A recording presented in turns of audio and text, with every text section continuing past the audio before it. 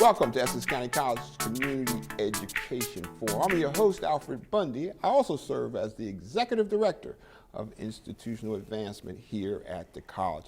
Our next very special guest is the coach for the Essex County College's Track and Field Wolverines. He's enjoying much success with these student athletes, and he's also an advisor on the United States Summer Olympics track and field team that's preparing to go to Tokyo this summer. Please welcome our very special guest, my friend, Coach Lionel Leach. Welcome. Well, thank you. Thank you for inviting me. Lionel, for those who don't know, share a little bit about your background in track and field, because you've had an involvement long before you came here to the college. Yes. And again, thank you for inviting me and giving me the opportunity to talk about this great program that we have here at the school. So actually, I started off in track and field when I was 10 years old. And I ran for the Newark Y right down the street here. And that was an opportunity as an inner city kid to pack our suitcases and travel throughout the whole summer. And we used to ride little cheese buses and go to Nebraska, Florida, all over the country, representing the Newark Y, but actually representing New Jersey, because we were basically the only team in New Jersey. We ran from, our ages started from 6 all the way to 18. Now, were you running against other Y programs? No, we were running against other track and field programs from all over the country.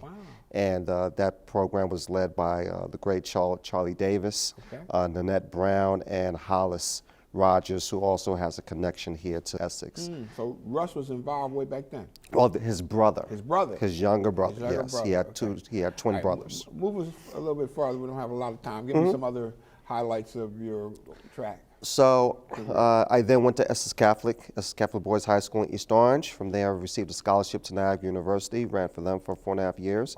Came back to New Jersey, became the chair of New Jersey Youth Program. Then decided to run for national chair, and I stood in that capacity. Was that for the AAU? No, so USA Track and Field is the governing body of track and field in New Jersey, in the country. And actually, I ran the largest program in the world. I oversaw 86,000 athletes from the ages from 8 to 18, and put on some of the largest track meets in the world, anywhere between 8,000 to 9,000 athletes over the course of a week. So, and I had the opportunity to sit on the board of directors as doing that as well. Well, certainly your reputation and resume precedes you in great success prior to you coming to the college.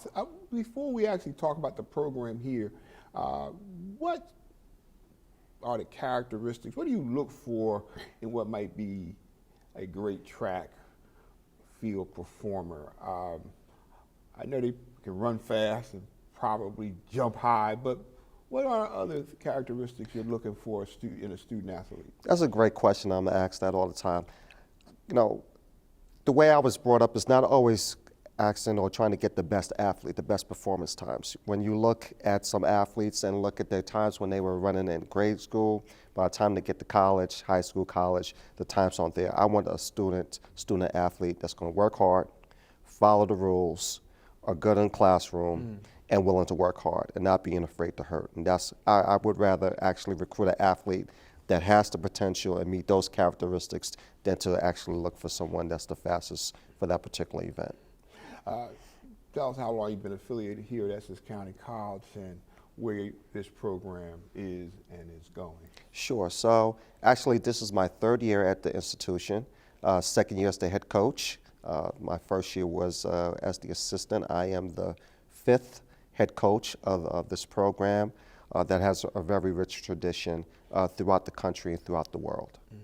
I heard you say throughout the country, throughout the world, and let's kind of go back and look at one of the people who kind of set the stage for this great program here, and that was Russ Rogers. Yes. Talk to me about Russ. I understand you're still in touch with him. Still in touch with him. Share with us. So Russ started this program, and back when it was on Clinton Street, right? Clinton that was Street. Very early days. Yes, 51 years ago or so. And they basically didn't have anywhere to train. They didn't have a gym, anything like that. And he made it work, and it became one of the powerhouses. And actually 3 times during his career, Essex County College men's program had the world record in particular events. The last one that they had was actually challenged. They had the mile relay world record, but it was challenged because one of the athletes was not a United States citizen. So they took the world record away from them. However, they were still able to improve on that time, and they were unbeaten that particular year. So even though they weren't given the world championship time, they still had the best time in the world at that particular year. And it was then that the linkage started with us connecting some of our great performers to the Olympics. Am I correct? Correct, correct. And how many Olympians have we had? So right now, the school is ranked second in the country. Next to Texas, we have had 38 Olympians that have actually come out of this institution. Mostly track and field, or were there Mostly other? track and field. Mostly There's track. one basketball player, I believe, but otherwise not. And I've been in contact with 32 of them. And so. I think that's just awesome. We have to have a reunion, a big party, Definitely. especially after this pandemic. Exactly. What people may not know, and you may be able to share that, is that so often when they've appeared in these Olympians, the Olympics, they weren't wearing Essex County College because they had transferred, or share what has happened, so some people don't really get the connection where their foundation was done here. Right. So, from whatever country they come here. This institution gives them a second opportunity, or really a real opportunity, to not only showcase their talent, but get the academic foundation that they need to transfer to a four-year institution. So a lot of our student athletes, current and past, have used this as the springboard to go to major institutions like the South Carolinas, the Clemsons, the major institutions across the country, and then they end up competing for their particular country during that time frame. This would be one of the first years where we would actually have athletes that are still here at Essex that hopefully, knock on wood, will make the Olympic team for their individual countries. And they'll actually have Essex County College on it instead of where they may have transferred. Right, they will have their country on their uniforms. However, we'll find some kind of thing to put that Essex County brand on it. That's so exciting. Before we talk about the Olympics, tell us the standard, the academic standard that is expected of our student athletes, all our athletes actually here at the college. Well, we have a very high standard, and that was put in by our former president, Dr. Monroe, and sometimes it's questioned, but I fully support it and still believe in it. At the end of the day, in order to compete at the NC2A level or the National Junior College level, you need a 2.0. Your freshman year, you at least need a 1.90. I don't believe that you should have that. And for Essex County specifically, you got to have a 2.5. You can't have a 2.47, can't have a 2.49, you got to have a 2.5. And what type of things do you have to do as far as giving them extra help? Give them some, tutoring. What do you do to make sure that they're able to keep that academic standard? Sure. So we have a mandatory 5-hour-a-week study hall that you must attend. It is documented. That is worked out through our associate athletic director. She monitors that. I make an additional requirement that I go in and out of the classes to make sure that they're there. If they don't have that 5 weeks of study hall hours for that particular week, they just don't compete. There was one unfortunate situation last year where we had an athlete that unfortunately got a 2.48 and qualified for the national championships.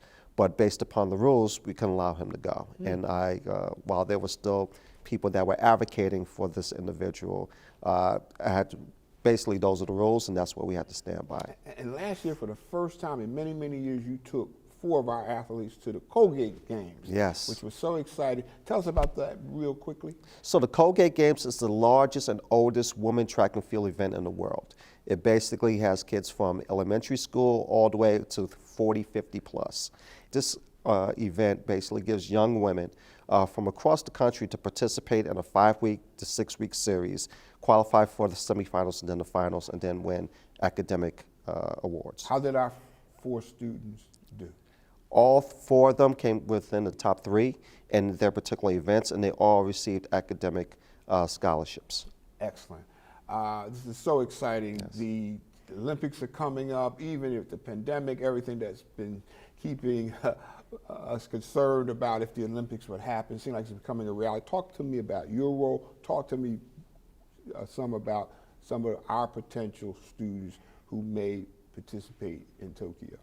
Great. So this is going to be a very unique year for me because I usually in some capacity work with our United States team, and even with the past Olympics, working with them, sitting on the board of directors. This year is going to be quite interesting. Still working and helping in whatever capacity I'm needed at that level, but also having student athletes from possibly 4 different countries participating at the Olympics, 2 from Cameroon, 2 from Jamaica, and 1 from Trinidad. And they're currently here at Essex. They're currently here at Essex. Hey, you can name well, their names? 2 left. All right, 2 left. Give us their names.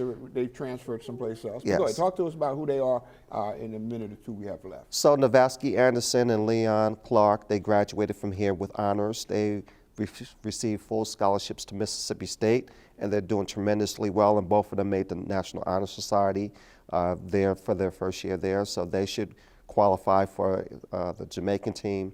We have 2 individuals from Cameroon that should make the team also. They'll be starting in our semester when we start in February. They're still over and they're on their way over. Then we have another individual by the name of Troy Williams. He's from Trinidad. He's a freshman, and he should be hopefully not going to make the team. Hopeful. Yes, yes. How much work is it being involved with the Olympics? What all does it take in 30 seconds or less? I give people the example, it's the experience of seeing your firstborn. When you walk in that stadium and you see thousands of people in the stands and you hear when there's a U.S. athlete on the track and you hear USA, USA, it brings, there's no bigger adrenaline rush than that. And it's an opportunity that I cherish, and I'm humbled by having the opportunity to be at that level. Well, we want to thank you because we're delighted to have you here at Essex County College. It's certainly an honor to have somebody with such a distinguished background in track and field and so committed to student excellence, Yes. not just on the field but off. Thank you so much, Coach Lionel. For more information about Essex County College, visit our website at essex.edu. To watch more of our Essex County College Community Education Forum shows, you can catch us on Facebook or YouTube. I'm your host, Alfred Bundy. We'll see you next time.